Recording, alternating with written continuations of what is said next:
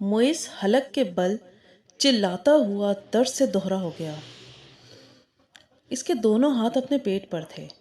इसके सामने खड़े 12 साला लड़के ने अपनी फटी हुई टी शर्ट की आस्तीन से अपनी नाक से बहता हुआ खून साफ किया और हाथ में पकड़े हुए टेनिस रैकेट को एक बार फिर पूरी कुव्वत से मोइस की टांग पर दे मारा।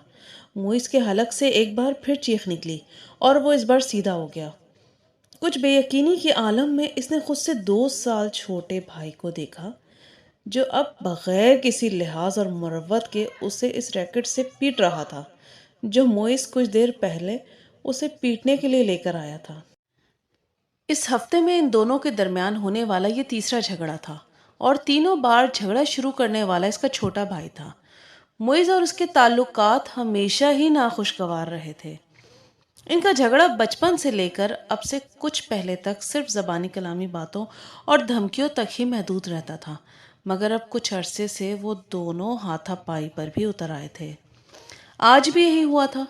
वो दोनों स्कूल से इकट्ठे वापस आए थे और गाड़ी से उतरते हुए इसके छोटे भाई ने बड़ी दृष्टि से के साथ पीछे डिक्की से उस वक्त इसका बैग खींच कर निकाला जब मोइस अपना बैग निकाल रहा था।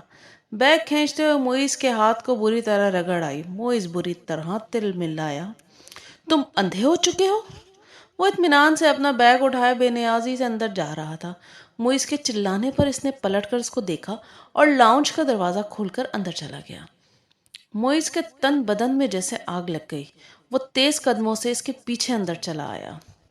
अगर दोबारा तुमने ऐसी हरकत की तो मैं तुम्हारा हाथ तोड़ दूंगा। इसके करीब पहुंचते हुए मोइस एक बार फिर धाड़ा। इसने बैग कंधे से उतार कर नीचे रख दिया और दोनों हाथ कमर पर रखकर खड़ा हो गया। निकालूंगा? तुम क्या करोगे? हाथ तोड़ दोगे? इतनी हिम्मत है? ये मैं तुम्हें उस वक्त बताऊंगा जब तुम दोबारा ये हरकत करोगे। मोइस अपने कमरे की तरफ बढ़ा, मगर इसके भाई ने पूरी कुव्वत से इसका बैग खींचते हुए उसे रुकने पर मजबूर कर दिया। नहीं, तुम मुझे अभी बताओ। इसने मोइस का बैग उठाकर दूर फेंक दिया। मोइस का चेहरा सुर्ख हो गया। उसने ज़मीन पर पड़ा हुआ अपने भाई का बैग उठाकर दूर उछाल दिया। एक लम्हे का इंतज़ार किए बगैर इसके भाई ने पूरी कुव्वत से मोइस की टांग पर ठोकर मारी। जवाबन इसने पूरी कुव्वत से छोटे भाई के मुंह पर मुक्का मारा, जो इसकी नाक पर लगा। अगले ही लम्हे इसकी नाक से खून टपकने लगा। इतने शदीद हमले के बावजूद इसके हलक से कोई आवाज़ नहीं निकली थी। इसने मोइस की टाई खींचते हुए इसका गला दबाने की कोशिश की। मोइस ने जवाबन इसकी शर्ट को कॉलर से खींचा। उसे शर्ट के फटने की आवाज़ आई। इसने पूरी कुव्वत से अपने छोटे भाई के पेड़ में मुक्का मारा और इसके भाई के हाथ से इसकी टाई निकल गई। ठहरो, मैं तुम्हें अब तुम्हारा हाथ तोड़कर दिखाता हूँ। मोइस ने उसे गालियाँ देते हुए लाउंज के एक कोने में पड़े हुए एक रैकेट को उठा लिया और अपने छोटे भाई को मारने की कोशिश की, मगर अगले ही लम्हे रैकेट इसके भाई के हाथ में था। इसने पूरी कुव्वत से घुमाकर इतनी बर्क रफ्तारी के साथ इस रैकेट को मोइस के पेट में मारा कि वो संभल या खुद को बचा भी नहीं सका।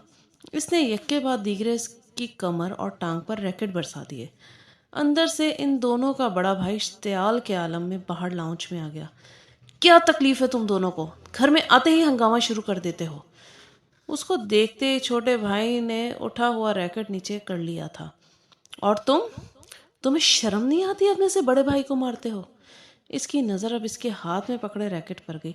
नहीं आती, इसने बड़ी ढिठाई के साथ कहते हुए रैकेट एक तरफ उछाल दिया और बड़ी बेखौफी से कुछ फासले पर पड़ा हुआ अपना बैग उठाकर अंदर जाने लगा। मोइज ने बुलंद आवाज़ में सीढ़ियाँ चढ़ते हुए अपने छोटे भाई से कहा, तुमको इसका खमियाजा भुगतना पड़ेगा। वो अभी तक अपनी टांग सहला रहा था। Sure, why not? एक अजीब सी मुस्कुराहट के साथ सीढ़ियों के आखिरी सिरे पर रुक कर इसने मोइस से कहा, अगली बार तुम बैट लेकर आना। टेनिस रैकेट से कुछ मज़ा नहीं आया। तुम्हारी कोई हड्डी नहीं टूटी? मोइस को इश्तियाल आ गया। तुम अपनी नाक संभालो, वो यकीनन टूट गई है। मोइस गुस्से के आलम में सीढ़ियों को देखता रहा जहाँ कुछ देर पहले वो खड़ा था।